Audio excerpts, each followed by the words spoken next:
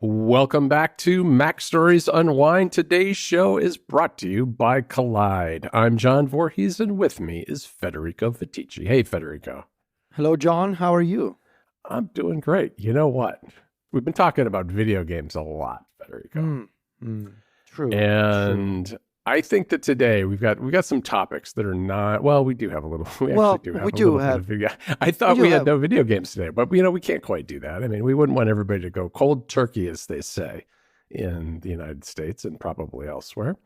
We wouldn't want. Wait, hold on a second. Cold turkey, is it like having cold feet? No, going cold turkey is like giving something up, like saying I'm going cold turkey on chocolate. It means you're going to have no chocolate at all. It's like going to nothing immediately. Okay, whereas having cold feet means like pulling out of something because you don't want to do it. Or, right. Like you're anxious or nervous or you're having second thoughts. Yes. Okay, so that's cold feet. Cold turkey is like what did you say? Like stopping something, like not doing something, giving something up. Giving something up completely. Okay. So if if you're saying I'm going cold turkey in January, you know how people have dry January, that's like a thing. They say I'm going cold turkey on the booze. I'm not going to have any booze in January. Okay. Or I'm going cold turkey with, carbohydrates. I'm not going to eat any carbs anymore. No, that's not going to happen. That's kind of what that means. Okay. Yeah. Okay. Usually comes up in those kind of contexts, like, some sort of indulgent behavior that you're giving up because you think it's going to make you a better person. Oh, like buying portable gaming consoles. I'm never going cold turkey on my controllers or my consoles. I'm not doing that either. Okay. I understand the meaning now. Okay. But anyway, we were saying video games. Video games. Well, we will talk a little bit about video game today, but I wanted to talk a little bit about the fact that we've got some more surprises coming from everybody for everybody very soon. We've been working on some projects, and we have some new voices coming to the MacStories extended universe very, very soon. Some new voices, some new topics, some new formats, maybe even joining the MacStories family very soon. This is all I'm gonna say. Very, very soon. And, very soon. And John and I have been busy behind the scenes. You always gotta try new things. I think. This is something that we've said many, many times, when the MacStories anniversary came up and just the general topic of how do you, we've been doing this for 15 years. MacStories is a 15-year-old website. How do you stay fresh and relevant? And I think the way to do it is to never stop. Like the grind needs to keep going, and you always got to try new things, keep up with the times, try new stuff, because personally, otherwise I get so bored, like doing the same thing over and over. I gotta try new things. It's the way of life, It's the spice of life. Even. It is the spice of life. I mean, there's always a level of stress that comes with doing that kind of thing, but it's stress in a good way, because I think it really does. It keeps you sharp, and it keeps you learning new skills. What is it? David Bowie said it, that you should never be comfortable doing something new, something along those lines. Like, right. If it's comfortable, it's not really new. It's kind of by definition, it's going to be uncomfortable, right? Yeah. So I think that's absolutely true. Yes.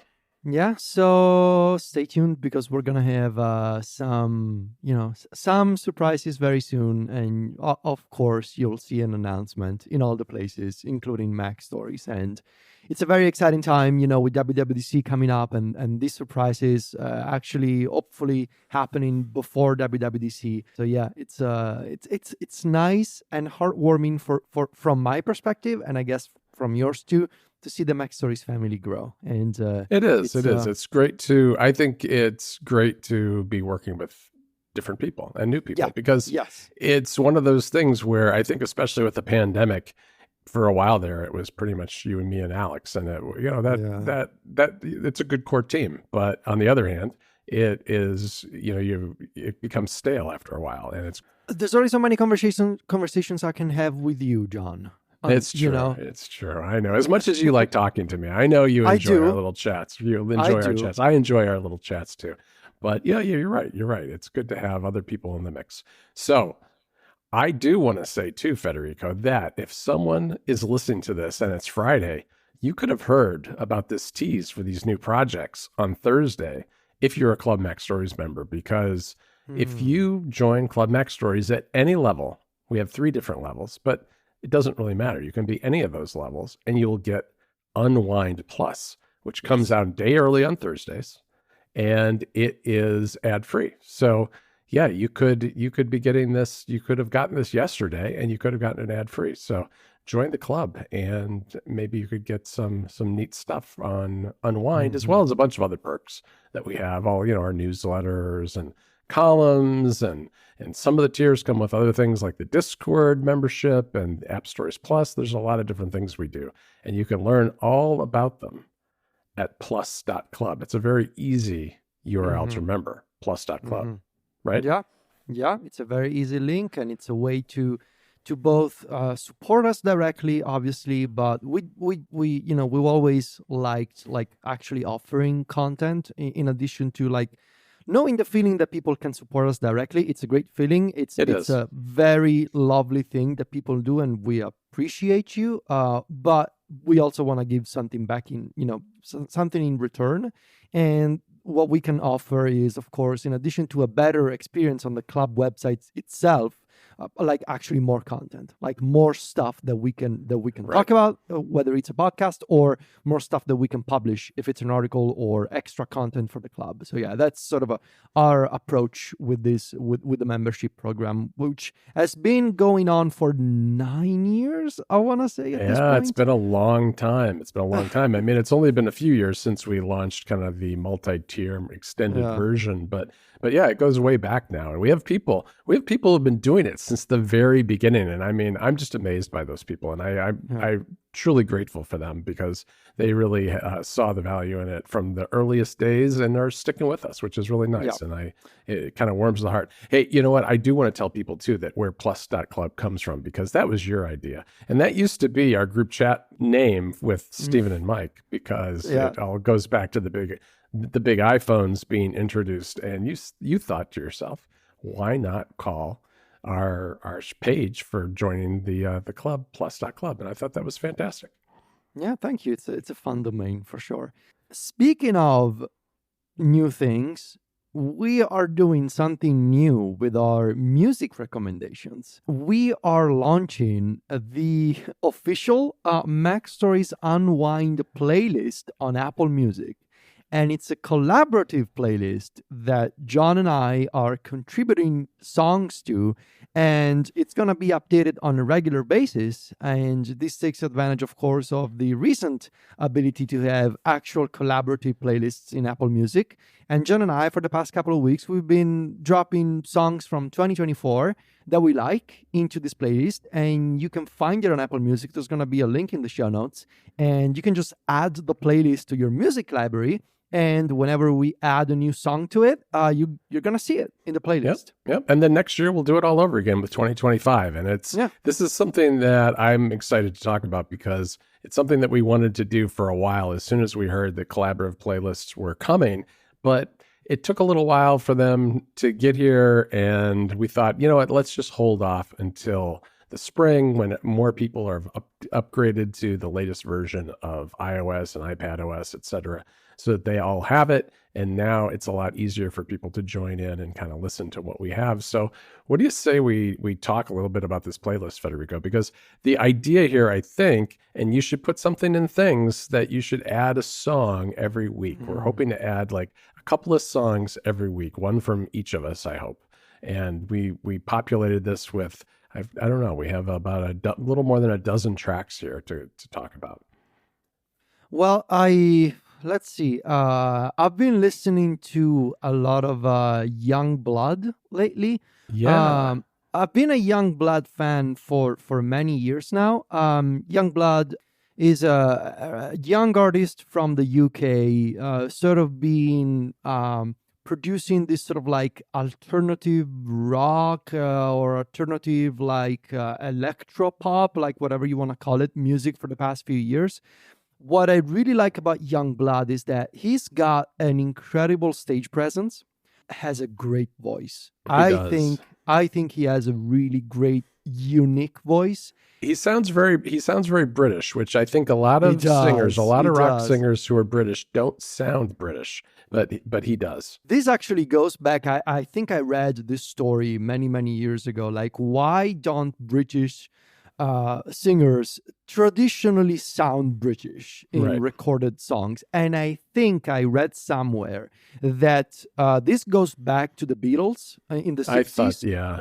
And the Beatles' sort of explosion in the United States. In order not to alienate the American audience, I believe the Beatles were told to sort of tone down the British accent a lot. Mm-hmm. So to not sound like they were too European, essentially. Right. And that has sort of carried over to a lot of, like, even in the 90s, even if you listen to Oasis, like, Oasis have a really thick Manchester accent, like when they speak, when they give interviews, but on the songs, they don't sound that British, right? As they do in interviews. And like, if you watch an Oasis documentary, I can barely make out what Liam especially is saying because the accent is so thick.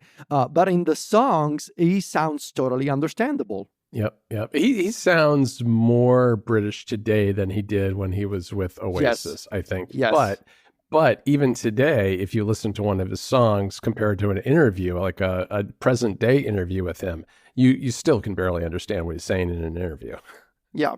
And I think especially with the indie rock, the new wave of indie rock in the mid 2000s, when I was in high school, that tide started to shift, with more and more artists intentionally sounding British. Like I'm thinking, for example, the debut album of the Arctic Monkeys, or or even the follow-up, like the sophomore album from the Arctic Monkeys, or I'm thinking of Franz Ferdinand, for example. Like a lot of bands from that era started moving away from the sort of like cleaned up Americanized accent, and they started sounding a lot more British. And Youngblood is sort of following in those footsteps of like actually sounding British, which is something that I appreciate. But anyway, all this to say, I've been listening to a lot of Youngblood lately. I think the latest proper album that Youngblood put out was from a couple of years ago. I think that's right. But he's been busy lately dropping new singles that hopefully will actually be part of a new album. But he was also, so I want to call out in the playlist, I put I Was Made for Loving You, which is a cover from Youngblood of the song by The Kiss, I want to say. Okay. You know the song, I Was Made for Loving You, Baby, like that song. I didn't even realize, I listened to this track and I didn't realize that that's what it was at first, because he has a very different take on it, I guess. It's a very different take. It's an original Kiss song.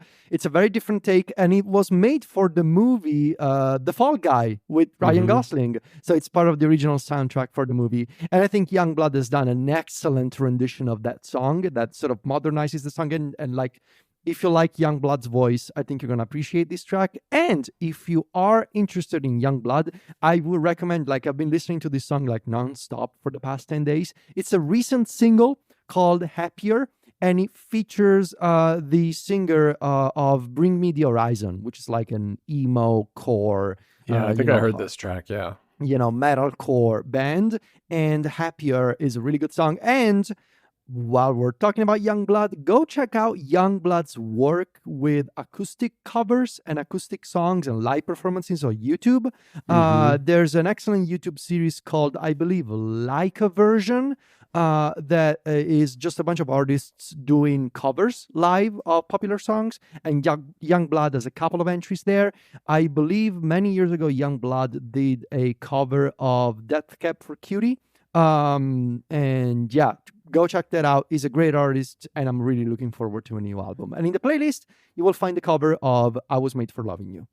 I am glad that you added this one, because I had not heard this single before. It had not popped up in any of my playlists or anything. So it was great track. Glad to hear it. Federico, at this rate, we're never going to get through this playlist, but I am going to drop one on you that to me was very new. I actually found this. I've been listening to a lot of indie pop lately, which is kind of, it's always treacherous territory when you try to define genres and everything. But I'm kind of talking about this in the Apple Music way, the way that Apple Music kind of defines these categories, where I have found lately that I am gravitating more towards a lot of Apple Music's indie playlists than I am the alternative ones. And I don't know what that means, whether it's me, whether it's Apple Music or whatever. But there's a great song by Jelani Arya called I'm in Love. And I have never heard of Jelani Arya before. And this is just a really great, upbeat, optimistic, great track that's for working out. This is like a workout song. This is one that, you get your body moving, whether you're running or riding a bicycle or whatever it happens to be. Great song. So I recommend that a lot. And I'm going to flip on you, Federico, and do another one right now, which is also Love You Baby All the Time by Kindsight, which I think I might have mentioned in our music roundup at the end of 2023. But then it was just a single. Now it's part of a full album. And this album by Kindsight is really good. I love a bunch of these tracks, but Love You Baby All the Time is one that I've been listening to since probably last summer or early fall. And again, it's got kind of this real nice upbeat tempo and pop feel to it, but without being kind of like the top 40 pop, being more of an indie type of vibe. So I like that one a lot too. I think a lot of this indie pop, the reason I like it is that it reminds me of a lot of the jangle pop songs from the 80s, like The Cure and REM and all those kind of bands that I was really into in the 80s. All right. Well, that sounds good. So yeah, that's a small teaser for the playlist that you can find on Apple Music. And as we mentioned, we'll be adding new songs every week. So you should subscribe to that playlist to add it to your library, and you will get the new songs as we add them. And we'll mention this playlist on the show again in the future, just to make sure that as many people as possible can see it. We will do that.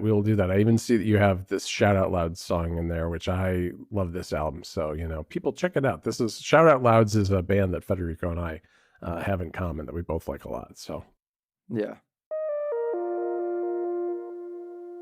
This episode of App Stories is brought to you by Collide. When you go through airport security, there's one line where TSA agents check your ID and a whole other line where a machine scans your bag. The same thing happens in enterprise security, but instead of passengers and luggage, it's users and their devices. These days, most companies are pretty good at the first part of the equation, where they check the user's identity. But user devices can roll right through authentication without getting inspected at all. In fact, 47% of companies allow unmanaged, untrusted devices to access their data. That means an employee can log in from a laptop that has its firewall turned off or hasn't been updated in 6 months. Or worse, that laptop might belong to a bad actor using an employee's credentials. Collide finally solves the device trust problem. Collide ensures that no device can log onto your Okta-protected apps unless it passes your security checks. Plus, you can use Collide on devices without MDM, like your Linux fleet, contractor devices, and every BYOD phone and laptop in your company. Visit collide.com/MacStories Unwind to watch a demo and see how it works. That's KOLIDE.com/MacStories Unwind. Our thanks to Collide for their support of the show. All right, so I should talk about my pick, which is an Apple TV Plus show called Dark Matter, which is really, it's a sci-fi mystery, basically. And Apple TV Plus is really becoming known for these, especially just for sci-fi in general. But this, I think, would appeal to a wider audience than just sci-fi fans, because this is not like the kind of sci-fi where people are traveling through space and we're on, foreign planets and stuff. This is more of a science sci-fi story. It's about a physicist who finds himself moving through the multiverse. This is the kind of story that I think you would like a lot, Federico, because it reminded me immediately of Inception. It has kind of a mind-bending approach to physics and quantum physics. And I'm going to tiptoe around the story because even though some of the things are explained very early on in the series, and I think it's 4 episodes in so far, but a lot of the premises is explained pretty quickly within the first couple of episodes, but even that it's just kind of a cool reveal, so I don't want to give it away. But he's a physicist. He finds himself moving through the multiverse for reasons that I won't get into. And it kind of starts out as kind of an interesting idea from a science perspective, from a physics perspective.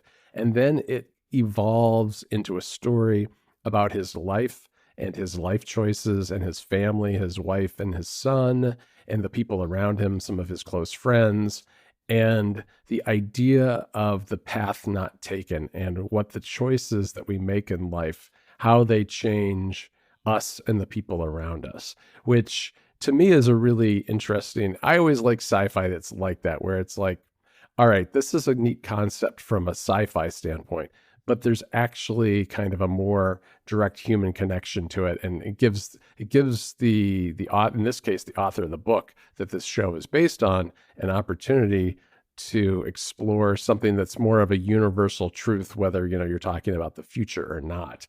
And this show really does a good job delivering on that. Very nice. Very nice. This is on my watch queue next. So I am going to cover a video game, of course, today. So as you know, I've been playing a lot of Dragon's Dogma on my Legion Go. This is a game that I mentioned before here on the show. And I've put about 50 to 60 hours into Dragon's Dogma so far.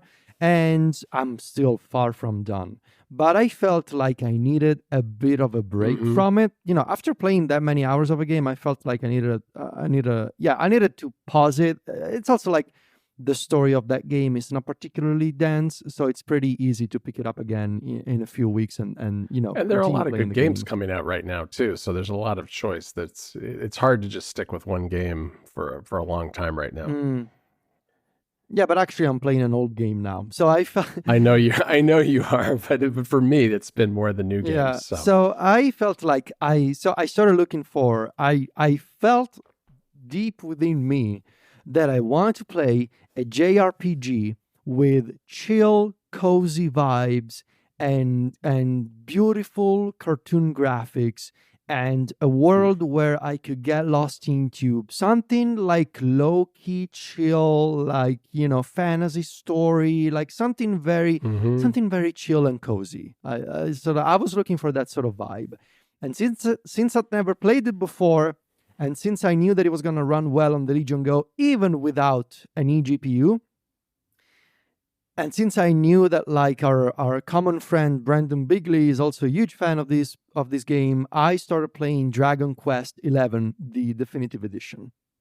So, Dragon Quest XI, which you can get now as the definitive, the S version, which will be the definitive edition, Echoes of an Elusive Age, I believe is the subtitle. You can get it everywhere. It's on PlayStation. I'm playing on Steam, but you can get it on Nintendo Switch. You can get it anywhere. Of course, on my Legion Go with the eGPU, it runs at like maximum settings, 4K, 120 hertz, 120 frames per second. But you can play it anywhere. Now, this is the quintessential traditional JRPG. It doesn't have any of the modern, like, action-infused mechanics of a modern-day era Final Fantasy. It's a classic turn-based JRPG with colorful graphics and, of course, character design by the late and beloved Akira Toriyama, the creator of Dragon Ball, who historically always designed the characters for the Dragon Quest series. Now, this game, John, I'm already like 8 to 9 hours into this game, and it's like the perfect bedtime story. It's so chill and cozy, and it was actually designed. I've been listening back to old podcast episodes and watching old YouTube videos about this game. The creators of the game, Square Enix, intended the game to be played for like small sessions before bed because it is like a bedtime story, and like an anime. That's kind of a perfect game for me. That's usually when I'm playing, and is right in the evening before I'm going to bed. Yeah, like an anime, it's like the main story, which there is a main story, and I know that it takes a turn after a while, but I'm still in arc 1, and like an anime, it's organized in arcs, pretty much like Dragon Ball. There's the different like sagas or arcs, call them whatever you want to call them, but it's got that sort of anime structure. And you basically play as the hero, this character coming from this small town in the mountains of this fictional world. And as it turns out, you were raised as an adopted child, but actually you are the hero, and you're told very early on that you are the luminary, which is this like the reincarnation of this hero that saved the world many, many centuries ago. And you, as this adopted child, there's a flashback at the beginning showing that you were abandoned by a nondescript princess. I don't know the details of the story yet. But yeah, then you set off on this adventure to discover who you are and to discover if you actually are the chosen hero supposed to fight this evil that is not yet described. I think I'm in the middle of chapter 1, so we'll see. But mechanically wise, I think this game is as traditional as it can get. There are no random encounters. You can see monsters in the overworld and you can avoid them if you want to. But when you start fighting, it's a classic turn-based mechanic. And battles go very quickly if you are the right level. And the game starts off easy, but then it can get challenging, and I know that it's going to get even more challenging later on and in the post game. But what I think this game does so well, besides being so cozy and so chill to hang out in, I think it has a couple of ideas that I'm surprised more games haven't implemented yet. Like, for example, every time you pick up this game, because it's such a huge game that's gonna require you to play for hundreds of hours. Every time you boot it up, there's a loading screen that gives you like a summary of what was going on when you were last playing the game. So like it catches you up to speed, like previously on Dragon Quest, and it tells you what was going on, which is totally like a quality of life feature that I hope more games would implement. The Definitive Edition has an orchestrated soundtrack, which sounds absolutely fantastic. The original release 10 years ago, I want to say, on PS4, it had like a MIDI soundtrack, but the orchestrated, like the orchestra version, it sounds so incredible, and I recommend it. Like, it makes even for great music to just listen to, leave the game playing while you're listening to the music. And yeah, I could go on and on about Dragon Quest, but for me, this was just a sort of like a palate cleanser after many, many hours of Dragon's Dogma, which is for all the things that are funny about Dragon's Dogma, it is a dark and gritty world with like, even the color palette of Dragon's Dogma, it's all gray, brown, and dark green, very... Yeah, you're constantly trying to escape being like left in the dark and attacked by monsters. Yeah, and of course, it's not... Dragon's Dogma, as we established before, it's not as high pressure and intense as like Elden Ring, but even just visually speaking, it's not a cozy game. This is a cozy game. It's so colorful and so saturated, like it looks fantastic. You can play it on a Legion Go, and I assume on an ROG Ally or Steam Deck without the help of an eGPU, but if you do have an eGPU, you can just play it at maximum settings and it's gonna look fantastic. Yeah. So yeah.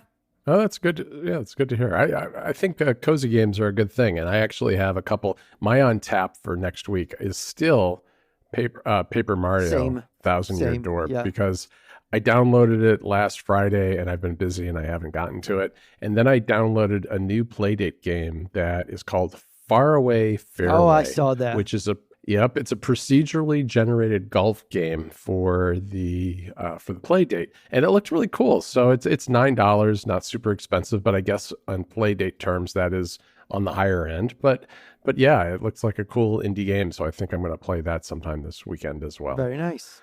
All right, Federico, that's it for this week's episode of MacStories Unwind. Stay tuned next week for new voices on MacStories. That's all we're going to say for now.